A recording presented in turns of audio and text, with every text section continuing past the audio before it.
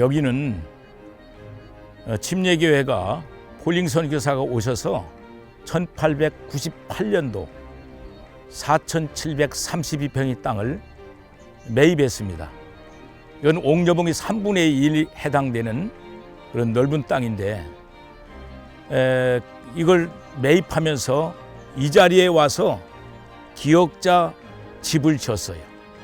그 폴링과 자녀들이 셋이 있었고 또 그 아만다 가델이라는 여자 선교사가 있었기 때문에 이 집이 필요해서 집을 지어서 여기서 살았습니다.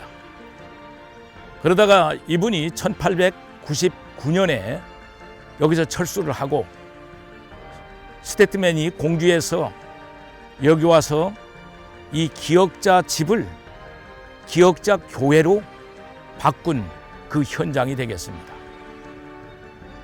그런데 이 기역자 교회는 세월이 흐르면서 1943년에 가서 이게 없어지게 되는데 일제는 1940년대에 이르면 일제강점기에 일제의 압박이 아주 심하게 이루어지죠. 특별히 여기는 바로 저 옥녀봉 위에 1908년도 세워진 신사가 있었는데 이 신사가 작고 좁고 낡기 때문에 이것을 밑에다 내려치려고 하면서 침례교 땅이 침범이 되는 거예요. 그래서 실제는 일부는 증여 형식으로 일부는 매매 형식으로 땅을 강탈해 가게 됩니다. 그리고 결국은 4,732평의 땅 전체를 일제가 신사 토지로 등기 이전을 하고 여기 있는 기역자 교회는 불을 질러서 소실을 시켰습니다. 이것이 침례교회의 이런 확실한 역사가 되겠습니다. 이곳은 지금으로부터 124년 전 1896년 2월 9일 에드워드 폴링 선교사 내외와 미혼인인 아만다 가드레인 선교사와 그리고 지병석 성도 네 분이 예배드린 최초 강경 침례교회의 예배지며 침례교단의 출발점이라고 말할 수 있는 아주 중요한 곳입니다. 이곳에서 예배를 드리고 교회를 세울 수 있었던 것은 미국 보스턴 클라렌던 스트리트 침례교회 싱 집사의 헌신을 둘 수 있습니다. 싱 집사는 신실한 신앙인이었고 그리고 훌륭한 사업가였는데 그에게는 외동딸 엘라 싱이 있었습니다. 그녀는 일찍이 주님을 영접했으나 오래 살지 못하고 세상을 떠나고 말았습니다. 그녀가 세상을 떠나기 전에 그의 아버지 싱 집사에게 이런 부탁을 했습니다. 아버지, 내 생전에 꿈꾸던 사역을 내게 상속될 유산을 가지고 주님의 복음을 증거하면 참 좋겠다라고 하는 요청을 하게 됩니다. 이에 싱 집사는 당시 담임 목사였던 고든 목사를 찾아가 의논하고 보스턴 선교사 훈련학교를 통하여 선교 사업을 힘쓰겠다고 결정을 하게 됩니다. 그리고 1895년 고든 목사와 싱 집사는 자신의 딸의 이름을 따서 엘라 싱 기념 선교회를 조직하여 보스턴 선교사 훈련학교 출신인 에드워드 폴링 선교사 내외와 아만다 가드레인 선교사를 한국의 제1진으로 파송하게 됩니다. 그들은 한국에 와서 서울에서 지병석 씨를 만나 전도하게 됐고 침례를 주어 한국 최초 침례교인으로 삼습니다.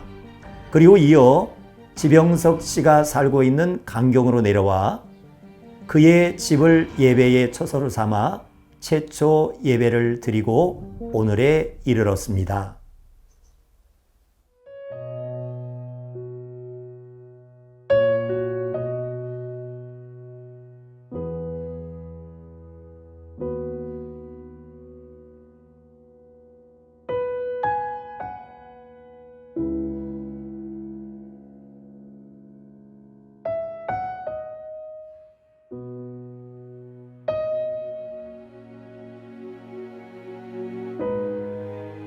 여기는 3.1 만세운동 대규모 500명 이상 이 독립만세운동이 충청남북도 최초가 바로 이 자리에서 일어난 장소가 되겠습니다. 잠깐 전례사를 보면요, 3.1 만세운동이 바로 서울에서 일어나지만은 그 이갑성 씨, 33인 중에 이갑성 씨와 군산 영명학교 박연세 씨와 관계 속에 학생이 하나 가 있습니다. 김병수라는 학생이 독립선언서를 가지고 1919년 2월 28일 날 군산에 도착합니다.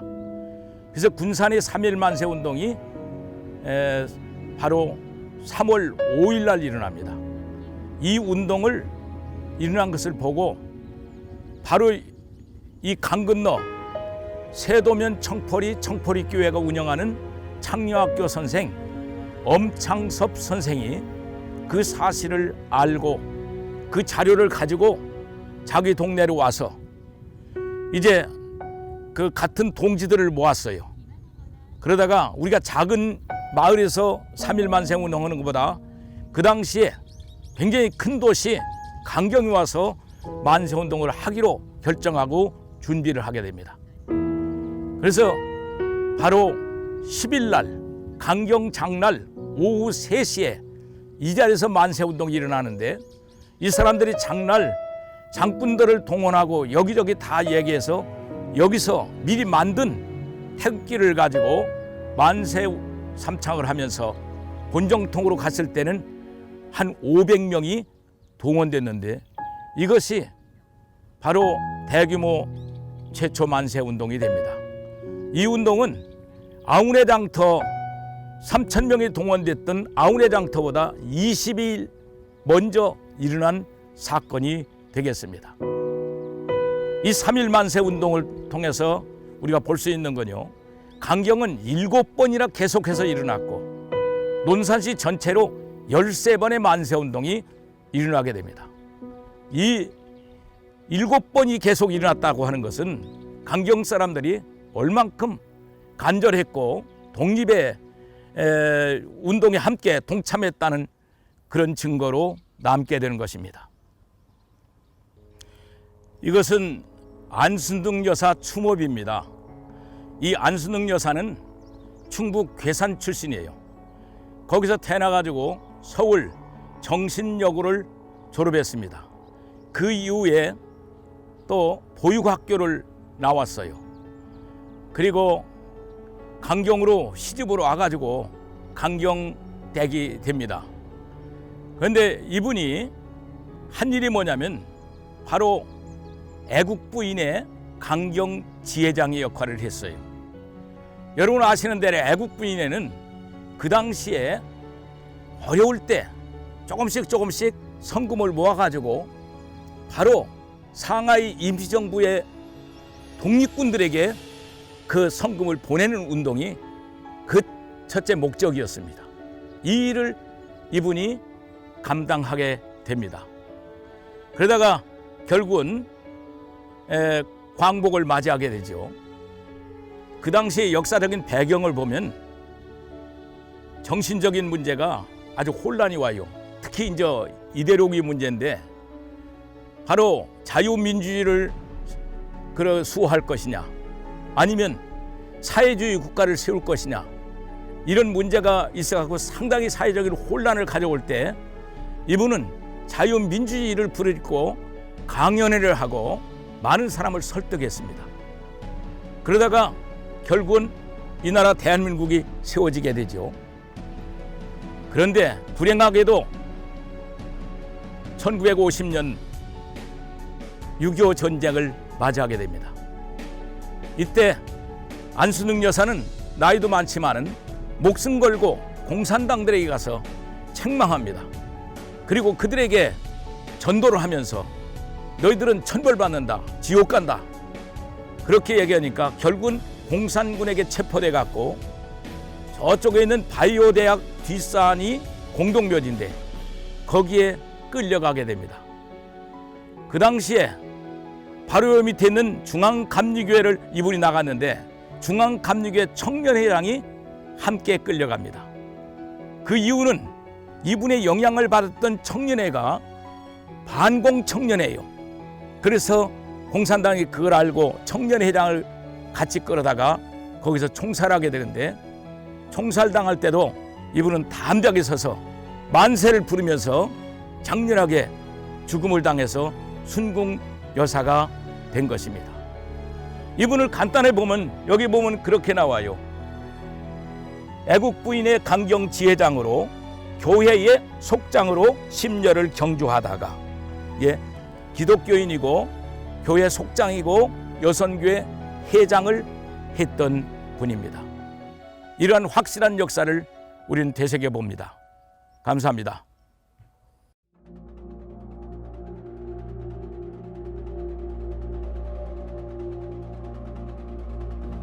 여기는 원래 1908년도 신사가 있던 곳입니다. 그 증거로 바로 여기 있는 관수대, 그 신사에 들어가기 전에 손 씻는 관수대가 여기 있습니다. 역사를 되돌아보면 3.1 만세운동이 일어나면서 일제가 깜짝 놀라죠. 그래서 그때까지는 무단 정치로 이 나라를 다스리다가 일제가 황국 식민화 정책을 세우게 됩니다. 그걸 구체적으로 말씀드리면 창씨 개명을 해야 사람을 쓴 거예요. 창씨 일본 말로, 일본 이름으로 바꿔야 되고, 우리말, 우리 글을 쓰지 못하게 하고, 학교에 가면 일본 말과 일본 글을 가르치게 합니다. 그 중에 또 하나가 뭐냐면 신사참배를 강요하게 되는 거예요. 그 신사참배라고 하는 것은 바로 우리 조선 사람들을 일본 사람화해서 영원한 노예로 삼고자 하는 목적이 있었습니다.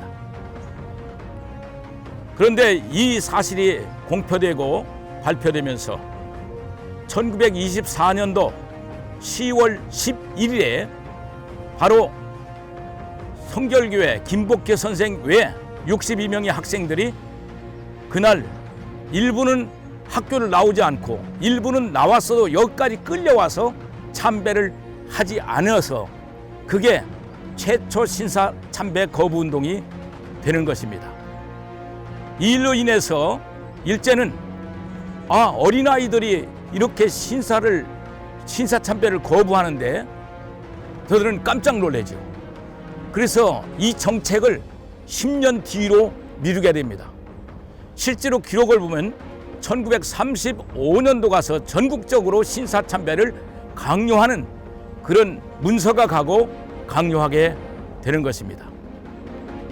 그래서 여기는 우리 민족 정신 3.1 만세 운동과 신사 참배 거부 운동이 바로 이 강경 옥녀봉에서 일어난 사실을 우리는 직시해야 되고 기억해야 될 줄 압니다.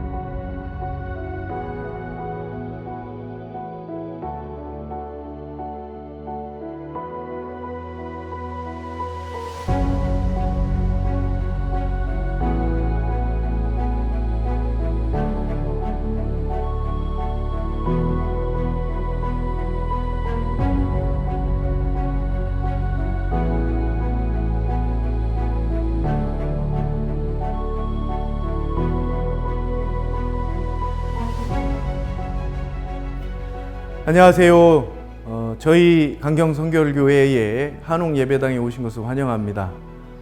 강경의 여러 기독교 역사 문화 유적들을 탐방하고 계실 텐데요. 저희 강경성결교회에도 아주 오래된 한국 기독교 교회들 중에서도 좀 특별한 예배당이 있습니다. 그때 당시에 저희 이 한옥 예배당이 1924년도 8월 말 정도에 준공이 되고 봉헌이 됐었는데요. 그때 당시에 많은 교회들이 기역자 교회를 설립을 했습니다. 이 근처에도 보면은 두동교회라고 하는 교회에 현재 실제하는 교회도 보면 기역자로 교회 건물이 되어 있었죠. 남녀가 유별한 시대이다 보니까 기역자 건물을 지어서 교회에 남녀가 서로 이렇게 떨어져서 예배를 드리게 했었었는데요. 그런 상태에서도 그런 시대에 보시다시피 이 교회는 정방형으로 이렇게 만들어졌습니다. 저희 교회의 3대 이인범 전도사님과 또 저희 교단의 아주 유명한 백신영 전도사님께서 이 건물을 도안하고 짓게 되는데요. 지금 따지면 이제 97년째 되는 건물이죠. 24년에 지었으니까요. 그때에 하나님 앞에 기도하면서 이 건물을 지을 때에 성경에 에스겔 41장 또 요한계시록의 11장에 나오는 그 환상 중에 에스겔이 본 환상, 사도 요한이 본 환상 중에 정방형의 교회를 보게 됩니다. 그래서 그 성전에 나오는 교회 모습을 그대로 지어보자 해서 지어진 교회입니다. 이제 정방형인 건물을 한옥으로 짓는다는 것은 쉬운 일이 아니었고요. 근대 건축 문화 기술 중에서도 이게 좀 특별한 방법으로 지어졌습니다. 감주 기법이라고 해서 이 지금 기둥이 2개가 보이시겠는데 앞에 강단 쪽으로 2개가 더 있어야 되는 거죠. 그런데 그 2개의 기둥을 이제 없애고 천정에 볼을 대면서 앞에 시안성을 넓혀 주었고요. 그리고 이 건물의 외관에서도 확인하시고 보실 수 있는 것처럼 남녀가 유별한 시대에 남자와 여자 따로 예배를 드릴 수 있도록 문을 2개를 만들었습니다. 한쪽이 남자가 들어오는 문, 한쪽이 여자 들어오는 문. 그 가운데 천을 치고 앞에 목사님이 서서 예배를 드릴 수 있도록 해서 남녀가 유별해서 예배를 드리는 형태는 유지를 했었었죠. 저희 이 한옥 예배당이 지어진 데는 특별한 사연이 있습니다. 저희 이 한옥 예배당이 지어지기 전까지 저희 교회는 조그마한 초가집 형태로 있었었는데 이 부분에 대해서 저희 교단에 계속 편지를 올려보내고 그 편지를 받으신 그때 당시 저희 교단의 초창기 감독인 존 토마스 선교사님이 내려오시게 됩니다. 존 토마스 선교사가 이곳에 교회가 필요한 줄 알고 이곳에 교회를 세우고자 내려왔다가 큰 봉변을 겪게 되죠. 저 옥녀봉 위에서 만세운동을 옥녀봉 위에 교회 침례 교회를 좀 둘러보러 올라가셨다가 그리고 이 지역의 어느 곳에 교회를 세우면 좋겠는가를 시찰하러 다니시다가 만세운동을 하고 지나가는 그 청년들을 만나게 됩니다. 그 청년들은 만세운동을 하고 가게 되고 그곳에서 서 있었던 이 선교사님 일행을 일본 경찰이 만세운동을 하는 줄 알고 이 존 토마스를 만세운동 주동자라고 생각해서 구타를 하게 된 것입니다. 그래서 일본 경찰들과 일본 사람들이 구타를 하는 바람에 자기의 지금 만세운동을 하지 않은 것을 항변도 못했고 너무 심하게 맞아서 일본 경찰서로 끌려가게 되죠. 거기에서 취조를 하는 과정에서 만세운동 주동자가 아니었고 영국인 선교사라는 게 밝혀지게 되죠. 그래서 간단하게 합의를 하고 풀어주려고 했는데 존 토마스 선교사는 억울한 상황을 넘어갈 수가 없었습니다. 그래서 재판을 걸게 되었고 일본과 영국이 큰 재판이 열리게 됐고 이 일로 인해서 일본은 큰 패소를 하게 됩니다. 그리고 존 토마스 선교사에게 구타했었던 그 경찰 관련된 모든 사람들이 이제 옷을 벗게 됐고 존 토마스는 큰 배상금을 받게 됩니다. 배상금을 받고 명예를 얻었지만은 그의 마음속에는 억울함이 있었었죠. 선교하고 한국인 목회자들을 세우려고 이곳에 오셨다가 이런 일을 당하시게 되어서 마음이 너무 안 좋았습니다. 그래서 하나님께 기도하면서 선교하고자 하는 하나님의 귀한 사명을 감당하지 못하는 부분에 대해서 안타까워하셨었습니다. 그러다가 몸 요양차 미국에 건너가 있다가 저희 이 한옥 예배당을 짓게 된 저희 3대 이인범 전도사님과 백신영 전도사님의 편지를 받게 됩니다. 두 분은 이곳에 교회 건물이 필요하다는 그런 간절한 열망을 가지고 전국적으로 편지를 보냈는데 그것이 미국에서 요양하고 있는 존 토마스 선교사에게 전달되게 됐고요. 존 토마스 선교사가 그 편지를 받아드는 순간 하나님의 음성을 듣게 되는 것이죠. 그래서 내가 억울한 일을 당했었던 그 강경을 기억하셨고 이곳에 교회가 필요하다는 그런 편지를 받아 들으셨을 때 그것이 하나님의 뜻이라고 이 존 토마스가 생각을 했고 그래서 자기가 매맞은 그 배상금의 일부를 이곳에 보내주게 되었습니다. 그 배상금의 금액이 컸어요. 그때 당시에 5만 달러였고 이 건물을 짓는데 모든 건물을 다 지을 수 있도록 많은 돈을 이곳에 보내주셨습니다. 그래서 이 건물은 어떤 의미가 있냐면 선교사의 피와 살로 그 뼈대가 세워진 교회입니다. 그래서 너무 귀중한 영적인 자산이고요. 이 건물이 그동안 97년 가까이 이곳에 존재해 올 수 있었던 것도 하나님이 이 건물을 지켜주시고 우리에게 오늘날 교육자료가 되게 하신 그런 하나님의 선하신 뜻이 있었기 때문입니다. 중간에 6.25 시대에도 큰 격변이 있었고 또 이 건물이 다른 사람에게 팔려간 적도 있었지만 다시 저희 교회의 소유로 넘어오게 되는 여러 과정들이 있었습니다만 그런 하나님의 지키심의 은혜 가운데에 97년도 이곳에 그때 당시에 아름다운 건물로서 오늘 여러분들에게 보여드릴 수가 있게 되었습니다. 소개해드리게 돼서 감사합니다. 이상입니다.